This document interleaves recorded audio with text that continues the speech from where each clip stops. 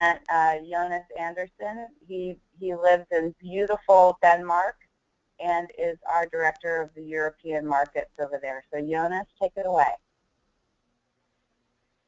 All right, thank you very much, Ainsley, and welcome everybody to our webinar where we will be showing you our banking and treasury automation solution for Microsoft Dynamics AX.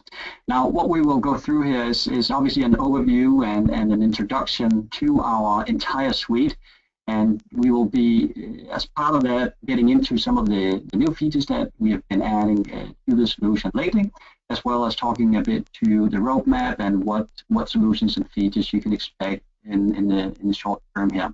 But I also do want to remind you that towards the end of the session, we do have a list of additional webinars that we are running. This is part of a webinar series.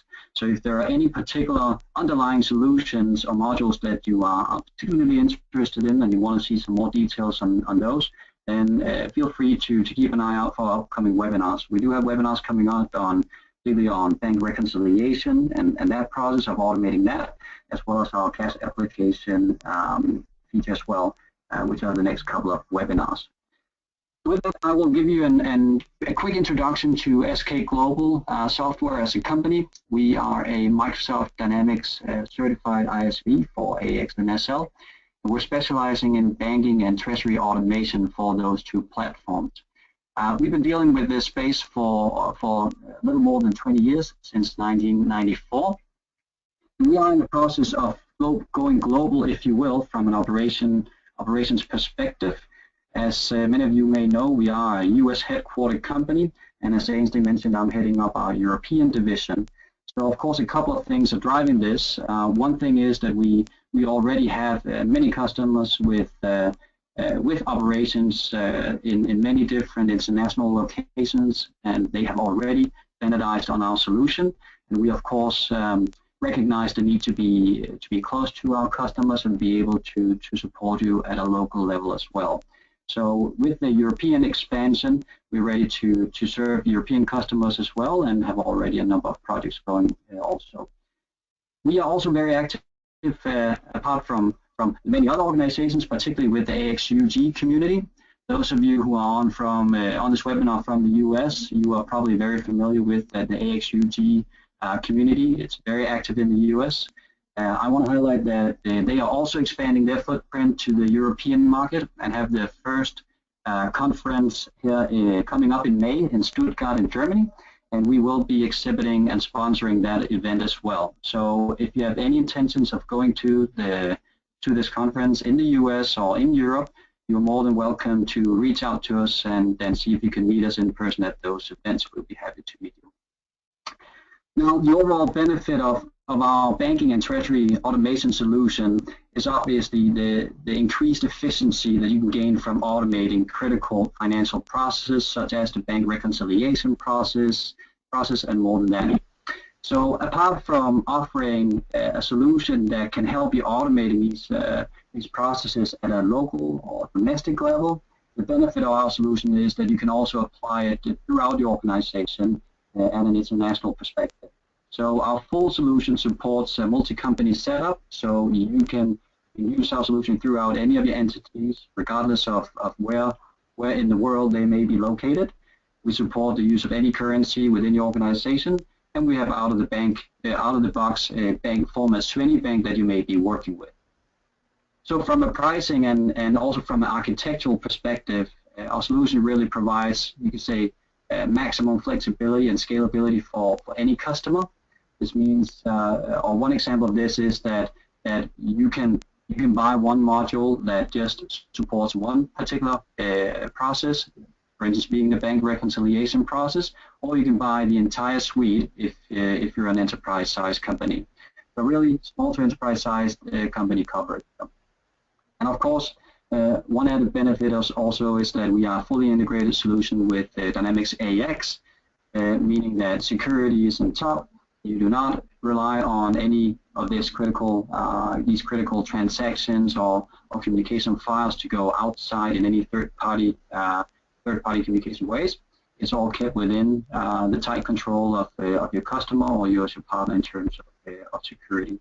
And of course, the full integration to AX also allows for an easier user adoption. In terms of some of our key partnerships, we work very closely together with Microsoft from a product development perspective. In order to get ready to AX7, we've been working in about a year with Microsoft in the TAP program for this, and we're already ready with our solution as one of the few ISVs on this new version. So here very soon you will be seeing our logo and our solution up and ready on the new Microsoft Azure marketplace as well. And we're also ready to support our solution supported through the Microsoft Lifecycle Services. And in addition to that, we also work closely with Microsoft Consulting Services on some of the larger engagements. And lastly, we've been awarded the President's Club Award the last 11 years in a row, which is of course something we're very proud of, and we expect to keep up for the years coming.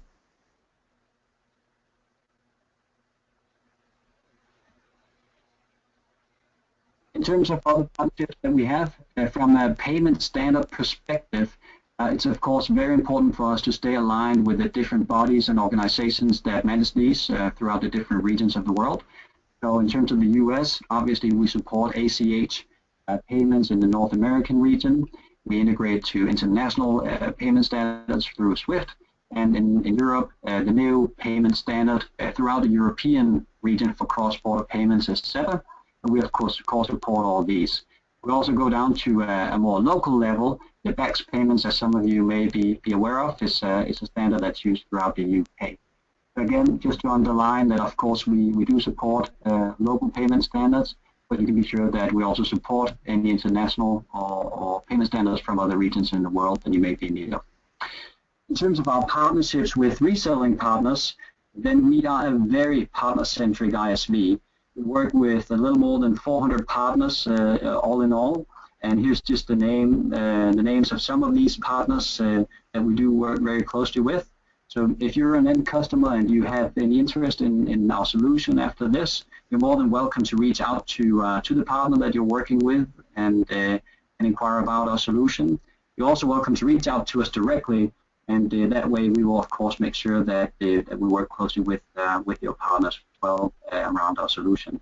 And if you're one of our partners, if you're one of our partners on this webinar today, we of course thank you for the collaboration. And if you're a partner that are interested in selling our solution and hearing more about our partner program, you're of course more than welcome to reach out to us as well. And just to give a perspective on the customers that we have today, a little more than 1,400 customers in total have standardized on our e-banking suite today. Some of our largest customers operate in a little more than 80 countries around the world, and the biggest ones with revenue just north of $12 billion US. So due to our solution having a very horizontal fit and of course tying into financial transactions, it is a very horizontal solution, and that means that we have customers virtually in any industry or any vertical that you can think of. And just to give a perspective here, we're sharing some of the customers we're working with. Obviously, this is just a small snippet out of the more than 1,400 customers that we work with. But whether you're operating in the retail space, manufacturing, or even public sector, you will be able to enjoy some of the benefits and increased efficiency from adapting our solution. So this was just a quick intro to who we are, and I'm going to punt this over to Ainsley now, and we would love to hear a little more about who we actually have on this call with us. So Ainsley's going to do a little poll with you guys. Ainsley? Yep, so I believe, can you all confirm that you see the poll up on the screen? You should see an engagement with you all. We're just asking what brought you here this morning or this afternoon.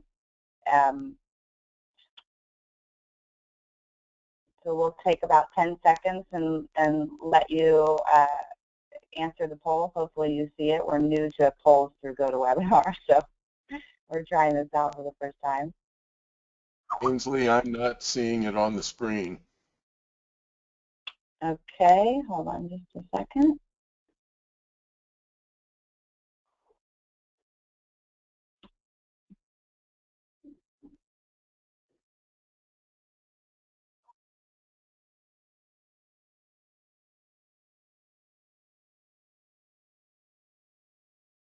Okay, so now I believe you can see the poll. Sorry for the delay there, folks.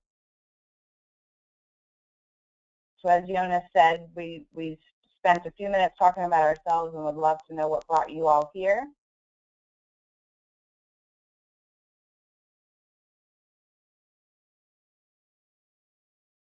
And I think we'll go ahead and close that and pass it back over to our presenters today.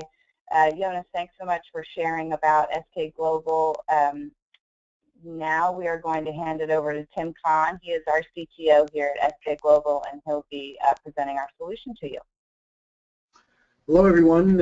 Again, this is Tim. I've spoken with many of you in the past, and nice to meet the rest of you. What we're going to do is we've organized our solution across these different feature sets.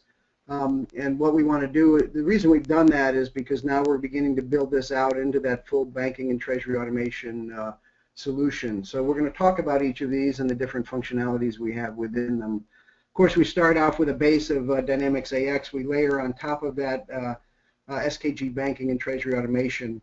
Also, across all of these feature sets are numerous formats that we'll talk about, and the communications hub that allows us to integrate and access different banks. I'm going to just start left to right, and we're going to go down. And so cash management automation, this really deals in large part with our bank reconciliation piece. Again, we're going to continue to add more pillars to this, but let me just jump into this, and we'll start out and show a little bit of that. So what you're seeing here is our AX7 or AX 2012 solution. Some of you are familiar with this, and the highlighted area is where we deal with the bank reconciliation piece as part of cash management automation. As you can see, the solution is very tightly integrated with AX. It's built upon the whole technology. We'll touch on that a bit more as we go forward. So in terms of bank reconciliation, it's an automated process, so it's completely unattended, and the bank files come in automatically with your bank statements. And what we see here in the background is a log of the files that have come in and the status of those files, and then below you can see the actual data that came in. This is an historical record. Again, the huge value here is it's an automated process, unattended. The files are automatically picked up.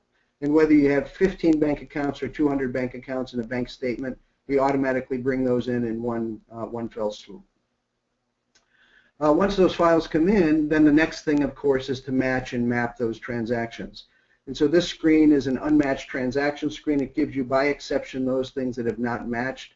As you may be aware, we do have a set of rules that are involved in terms of refining the matching process, as well as mapping. And for us, mapping is bringing in those transactions that are not yet in AX. They're in the bank statement that we need to bring in and map to a GL account. So we do this through that mapping, and we can fully automate the process. We have a number of customers that are bringing in hundreds and hundreds of bank statements, bank accounts every day. And we have some customers that used to take 7 days to do the reconciliation. Now it's reduced down to 1. And that's largely due to the sophistication of the matchings and mappings that we provide. Another very key highlight of this area is the enterprise-wide bank account visibility.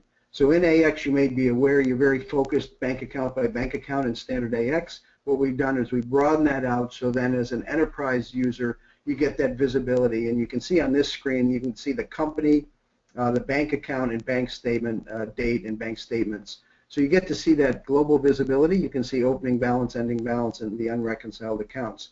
Very great feature for your CFO or treasurer to get that visibility corporate-wide across the whole organization. Now, for those of you wondering, again, as Jonas mentioned, we're on AX7, so what I want to show you now is what the software looks like on the AX7 solution. For those of you that might not have seen it, this is the new web-based AX7 solution.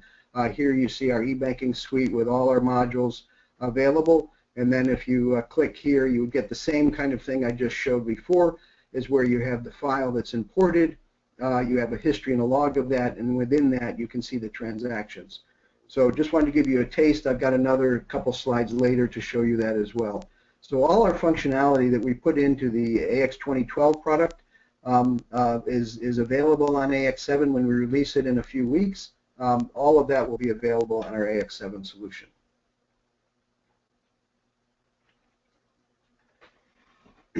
So coming back, let's move over to vendor payment automation. Here we're dealing with how we're electronically paying our vendors.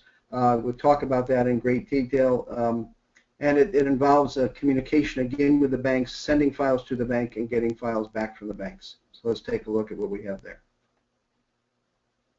So the first part of that, of course, is the file support. Jonas mentioned it initially that we do deal with a number of banks around the world. In fact, there's never been a bank that we've not been able to integrate with. Clearly, we don't have every bank in the world in our solution today, but we certainly have most of the major ones, and as we encounter other ones, we bring them in. So you can see a sampling here of some of the banks that we do support out of the box. Again, just overall, we have a number of formats all over the world. And so just rest assured, is if you need integration with a bank and you just wonder whether we can do it, it's just a matter of getting us a specification and we deal with that. So not only outbound files, but also inbound files, getting return files back from the bank, we have that functionality as well. So some of you that have dealt with this in AX, you know that not only is there a format with a bank, but also within that format there can be payment specifications.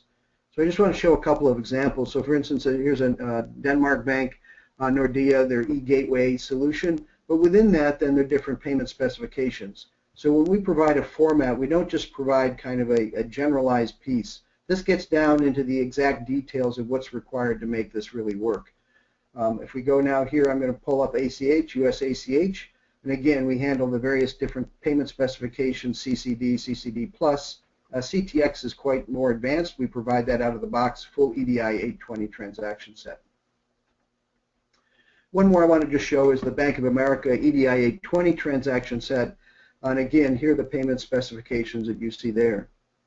So there are some files that banks handle that can handle all forms of payment transactions. So in this case, this particular format can handle ACH. It can handle outsourced check printing. In the US, there's a thing called checks. And then, of course, all kinds of wires, both federal, book wires, chips, Fed wire, Swift wire, and then PayModeX, which is the virtual pay solution. So just wanted to stress that with our formats, we also have a great level of depth in terms of payment specification and all the details that are required, both the fields that need to be captured in the solution, they're data-driven and there for you without customization. Another aspect of our vendor payment solution is the integration with the AX payment journals. So we don't have anything separate. It's all based on standard AX technology. And so for this case, we've got a standard AX payment journal, and what you see here is an ACH CCD payment. So we leverage it off the method of payment and payment specification, and then also we have a functionality that we can send the file as part of the payment journal, or we can send the file later, and we can aggregate actually different payment journals into one file.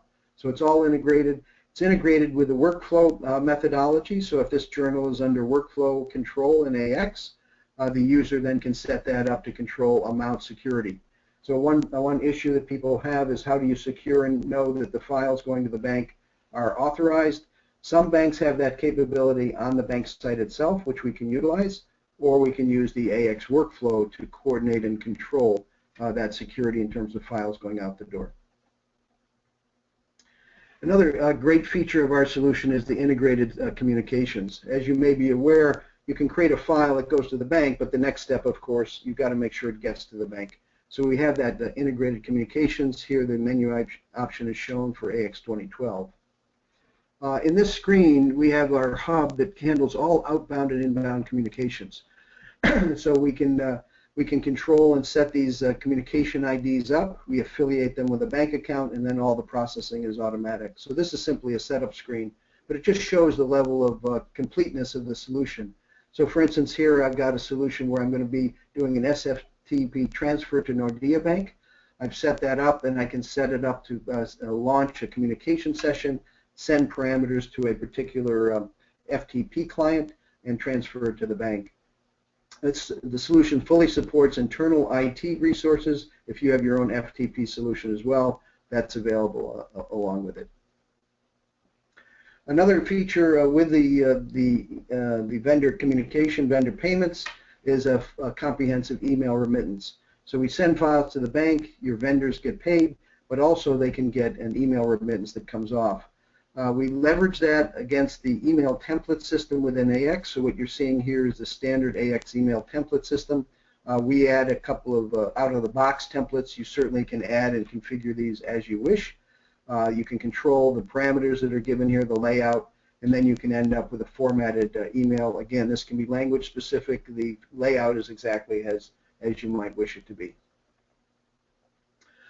These email layouts are set up both at the bank account level. So for instance, you can have a company's name at the bottom of the email that would be specific by your company or your bank account. But in fact, we also have it at the vendor level. So you could actually configure templates that are configured and applied to your various vendors in case a particular vendor has that need. In addition to the in-the-body email remittances, we allow attachments as well. So you can send a CSV file to your customer, to your vendor, and they then could use that to import into their system. So a very comprehensive email piece. Let's move over to customer payment automation.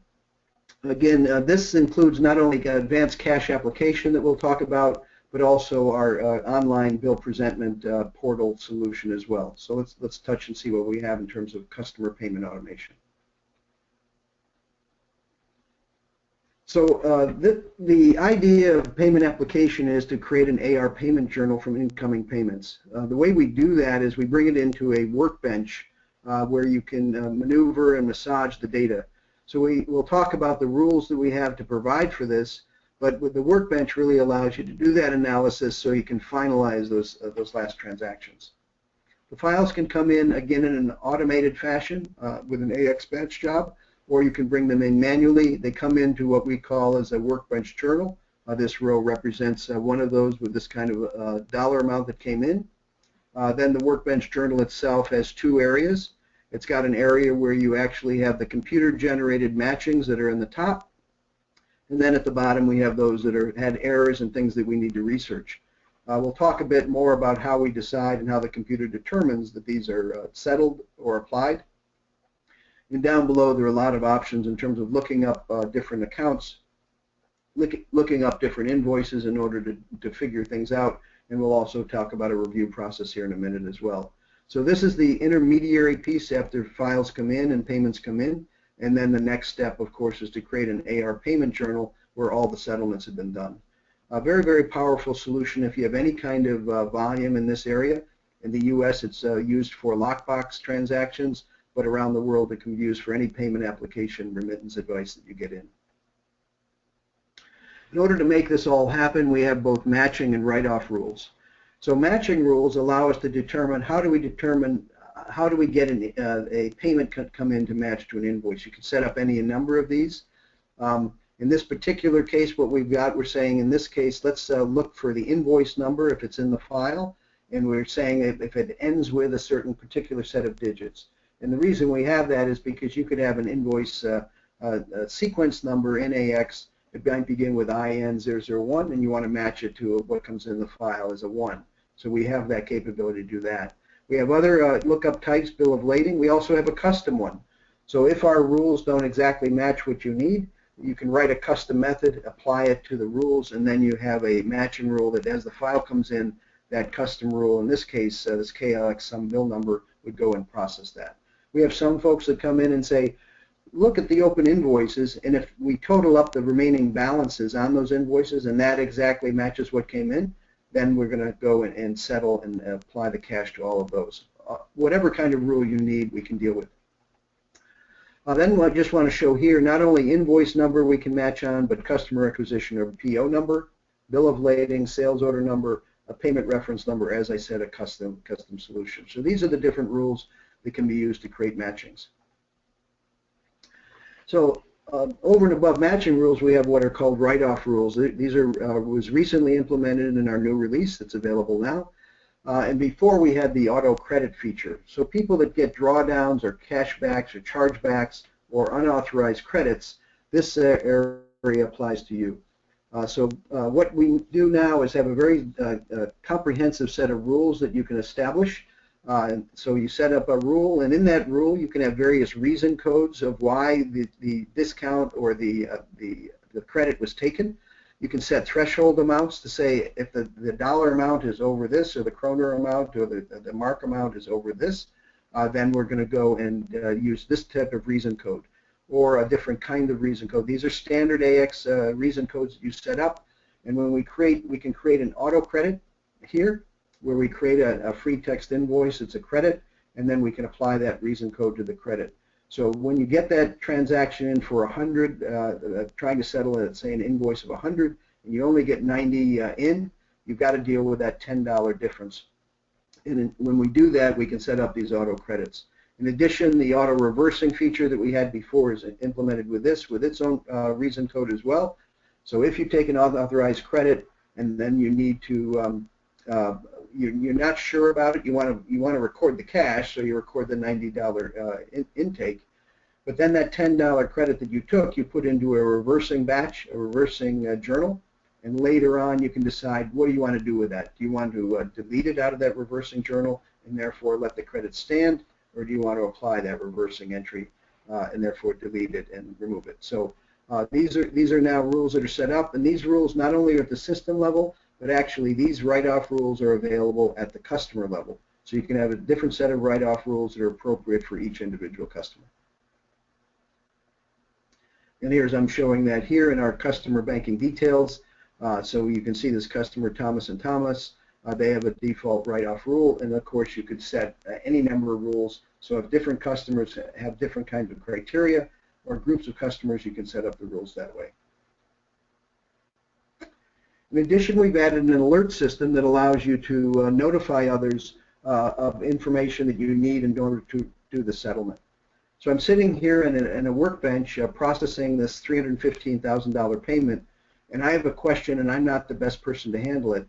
So what I might do, oh, actually it looks like I am. It's assigned to me. So what happens is the user that's in the workbench actually reviews it, uses the review tab here at the bottom. It indicates what's the status, it needs review, and it's assigned to a certain other individual.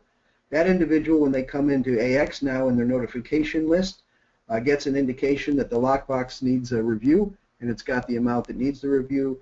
They can click on Go to Origin, which will then, that user will then be driven back into the workbench on that particular line, the exact line. It's the only line that they can review, and then they can actually click a note, and then they can see that they make a note on what they suggest. So the person that originated the request now has that information back. Actually, they get an alert as well that that information has come back, and now they can manage the application inside the workbench. A nice workflow piece that allows collaboration between your colleagues.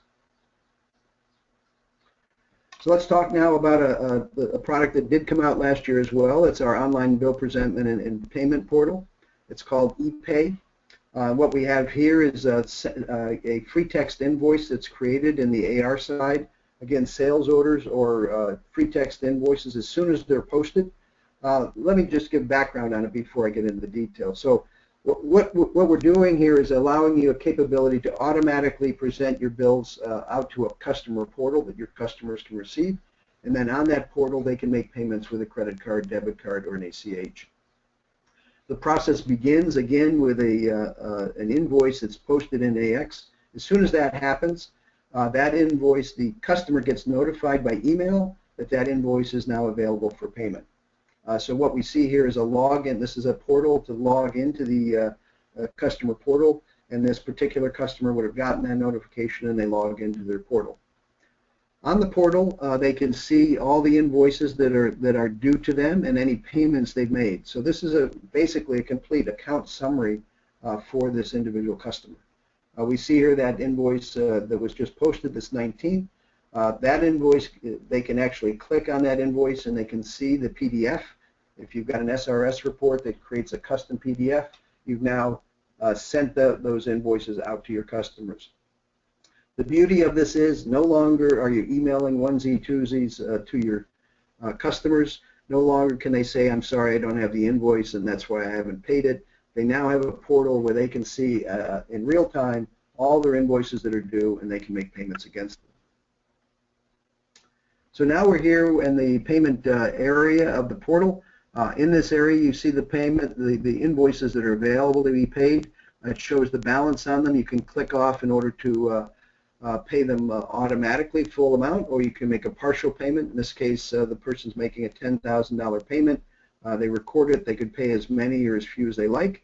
They click the pay button, and then what happens is they get a wallet comes up that they can now select, a wallet that they've maintained. Again, this wallet is maintained in an Amazon web cloud outside of your firewall, so that the PCI compliance is highly simplified. They could either pay it through a credit card or through an ACH, an e-check, and so they just check that off and do that, and then click submit the payment. As soon as they do that, the payment is authorized in real time, and it goes out to the processor and gets authorized, and instantly that comes back into an AX payment journal, fully ready to be posted. So the beauty of the solution again is it's unattended bill presentment to this portal automatically upon posting an AX. It's in the customer's area to manage that, to make their payments, and then as soon as they do make the payment, this information comes back into AX automatically, creates an AR payment journal, settles that invoice, and so at the end of the day, you have a payment journal with a number of payments. You simply post that journal, and then all those payments are settled. This solution is through a collaboration with Notice Technologies. They've been dealing with the processors and gateways and payments for many, many years. They have over 1,300 Dynamics customers that are using this, and that these are the number of payment gateways that they support. Covers things both North America and in Europe, and also it's a PCI compliant solution. So very, very valuable to be partnering with such an experienced solution provider in terms of the payment process. What we found is that if people get involved and are interested in this solution, the Notice consultants can deal with all the issues about payment gateways and merchant accounts and all of that. They've got all that experience, and we work collectively with them in terms of making sure the solution works perfectly with Dynamics AX.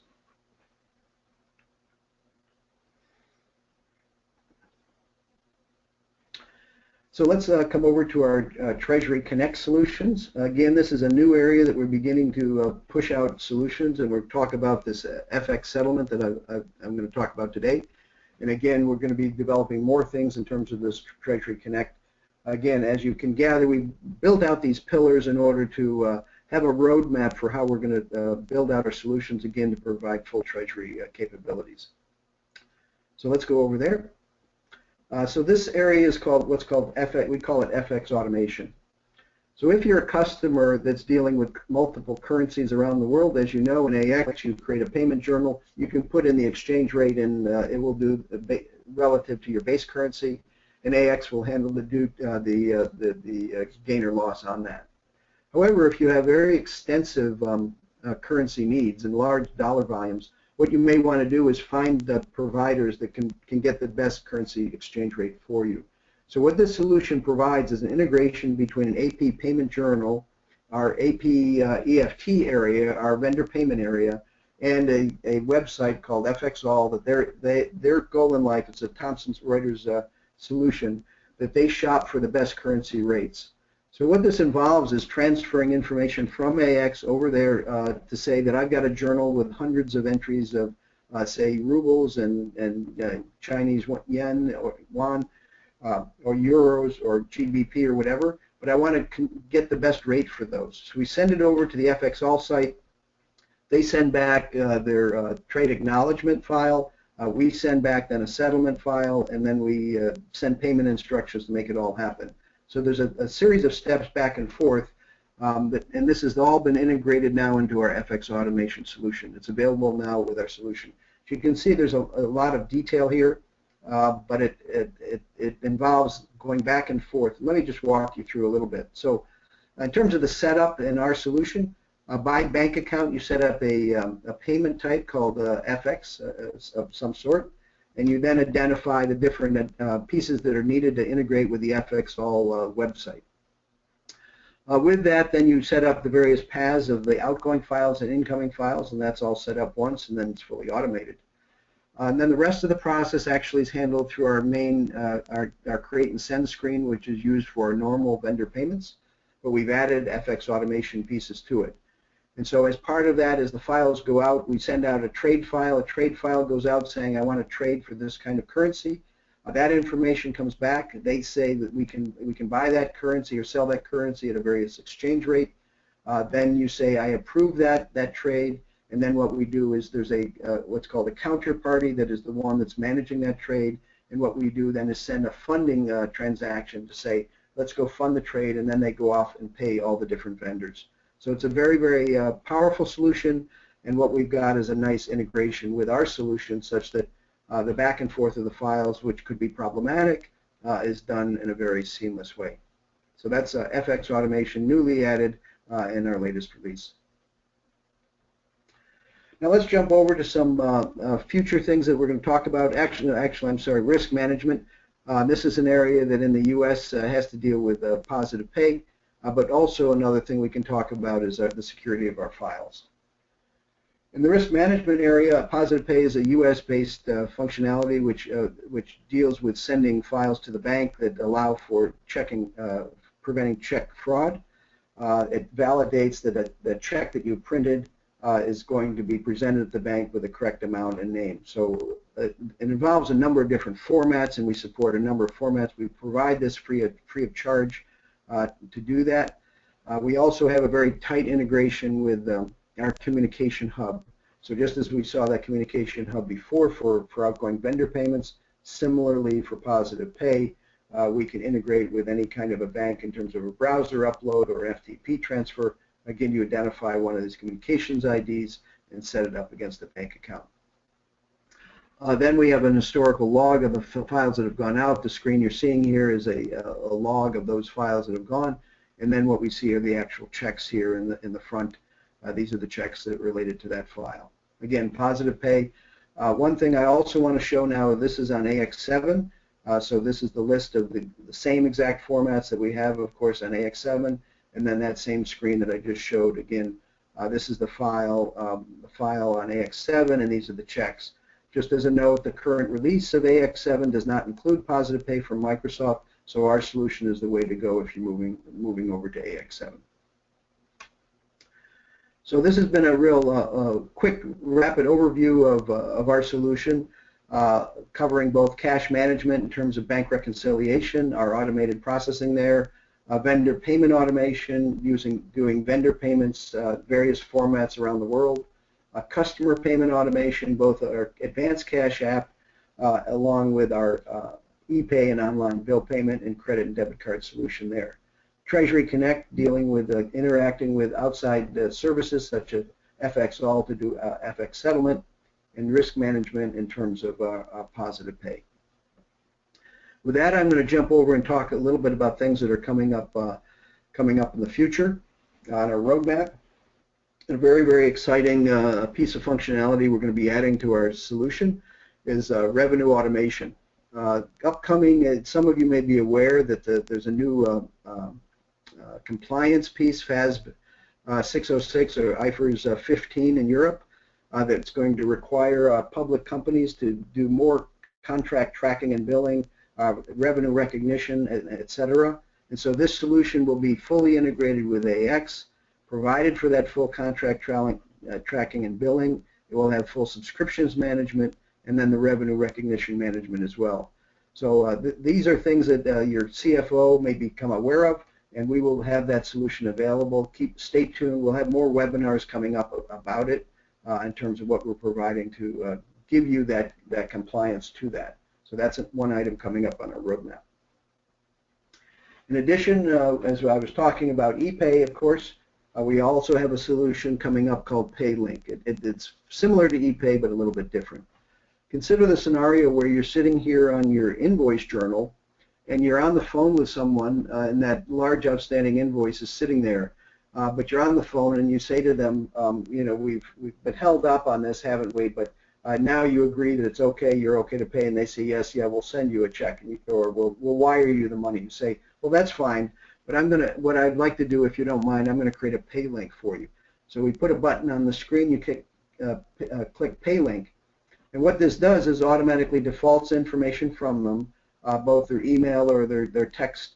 We say, would you like me to send you a text, or would you like me to send an email? And when I do that, they immediately get an email, and they get this is called a pay link. So this pay link goes off, again, integrated with our Notice Technologies Pay Fabric, and they get this comes up and it tells them what they owe, and they click a button and they can then either enter their credit card information right there, or they can reference their wallet, and then it gets approved. They press the button to approve it. It then sends them an email receipt, so now that they've got that email receipt, and just like with ePay, that immediately comes back into an AR payment journal and settles that invoice. A great solution for your collections group in terms of making an immediate a collection on the spot. Again, sending off a pay link, they pay right off that link in real time, and you get your money in real time. Again, they could pay through a credit card, debit card, or ACH. In addition, we have some other areas that we're coming up with in terms of sales orders and project credit cards. So what we saw today with ePay had to deal with basically allowing your customers to pay against existing invoices. This area has to do with actually capturing and authorizing credit cards on a sales order or a project. And then, of course, recording that information, and then when it ships or a certain milestone in the project, that credit card would be charged. So that's something that we're looking forward to. A number of these things I'm bringing up, we would like your feedback on these in terms of your interest. We're a very customer-driven company. We have ideas and we put things out, and our solution has been very nicely accepted. We're very appreciative of that. But as we come up with different items on our roadmap, we're looking for your input as well to decide how to prioritize. The second item has to do with bringing in cash applications from bank statements. So this has come up. We're aware that when you get electronic payments in on a bank statement, we certainly can put it into the right account, and possibly we can even put it on the customer in terms of an open item. But it would be nice as if we could get any kind of settlement information out of that bank statement and then actually create the payment and the cash application. We're looking at that, setting up a set of rules, and then it would tightly integrate with our cash application app so that as you're processing the bank statement, you have these items, and that would immediately push over and create the cash app against the customer and the invoice. And that would really tie it all together. We've had that request before, and we're looking to see if we can incorporate that into our bank reconciliation product. We're also looking to put together more of a Treasury dashboard so that all of that functionality that we just spoke about in those different pillars, we bring together in one area so that your treasurer or CFO can get visibility into everything that's going on in all those different areas. And then also vendor reconciliation. This is an item that has come up where it would be nice that your vendors and you can interact and understand what your invoice matching is. We've seen this requirement in Europe, and we're looking to possibly incorporate that as well. So that covers the topics I wanted to get on. I think Ainsley's got another poll that you'd like to call, and then of course we'll open it up for questions and answers. Yep, I'm going to try my best to make this poll work. It sounded like some folks weren't able to see the poll.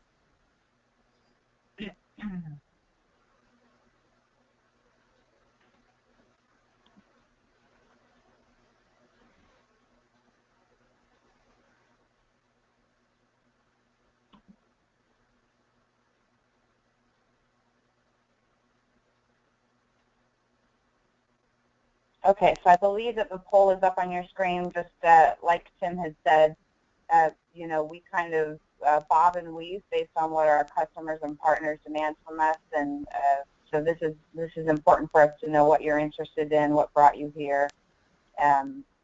Just so seeing we'll poll results. Only seeing poll results.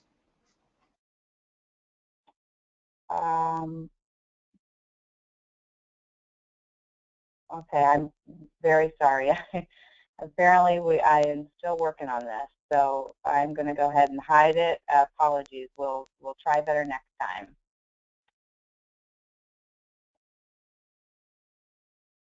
Now, Tim, I'm not sure that you're the presenter anymore. Okay. But I can't tell which one you are. Try again. Okay, so that's you. There we go. Okay, so we have a few folks who have posted some questions using the question pane. like I said in the beginning of the event, if you wanted to have yourself unmuted to ask a question live, you can use the, there's a little handprint icon, and you should be able to raise your hand and ask a question that way, and then I can unmute you. If you're more comfortable sending a question in the question pane, that would be great too. So you can post a question there, and then we'll ask it to the group. And I have a few here already, so let me get through here for you.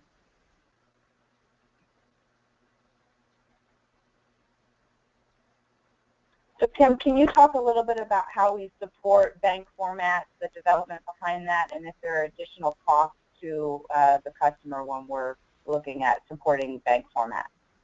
Sure. So when we sell the solution, whether you're doing vendor payments or customer payments, you get one format included at no charge, and that's regardless of whether the format is in our library or not. So the development, there's no development cost on your end. If you need formats, more than one format, because you deal with different banks, there's a licensing charge per format, nominal licensing charge, but there's no development charge. So if you need 3 formats, you would need to purchase the module, which includes one format, and you would license then 2 more formats. But regardless of whether they're in the library or not, there's no development charge for adding those extra formats.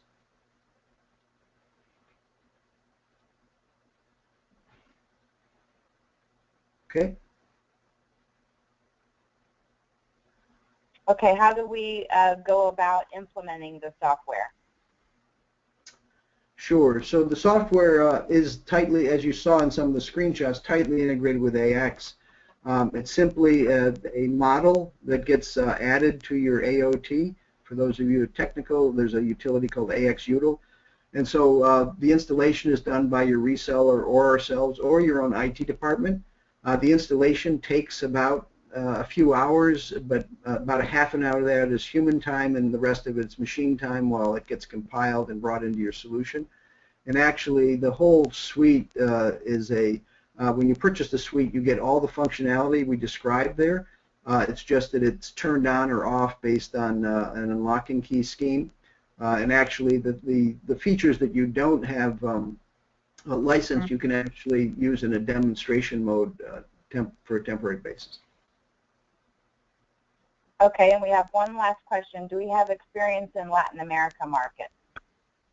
Yes, actually we have quite a bit of experience. So we have a number of formats, especially through City Connect. I think we have about 10 countries that we have formats that we've dealt with. And so certainly in most of the major Latin American countries, if there are particulars about that, please feel free to email us in particular. Like I said, just for instance, we're working on a deal today. We got 5 new formats, and the question always comes up, can you support them? And again, we haven't had any issues with that, so feel free to inquire. Okay, so we have a few more minutes left if you want to bring up those slides about the webinar series and our contact information.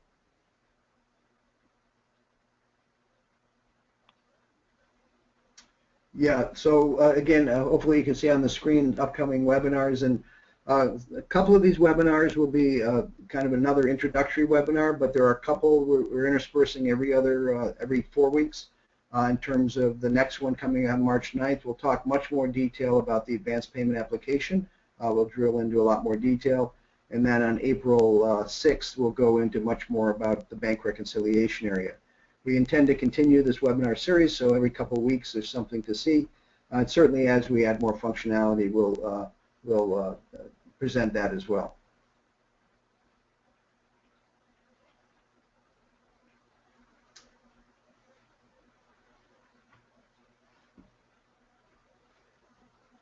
So I think that wraps it up. Jonas, do you want any last comments before we leave? Nothing else from here other than thank everybody for joining the webinar. If you have any additional questions, you should be able to see our contact details right here, and you're of course welcome to reach out to us directly. So other than that, we hope you enjoyed the webinar, and we're looking forward to hearing from you or seeing you on the next one. Thank you, everybody. Thank you, everybody. Thank you.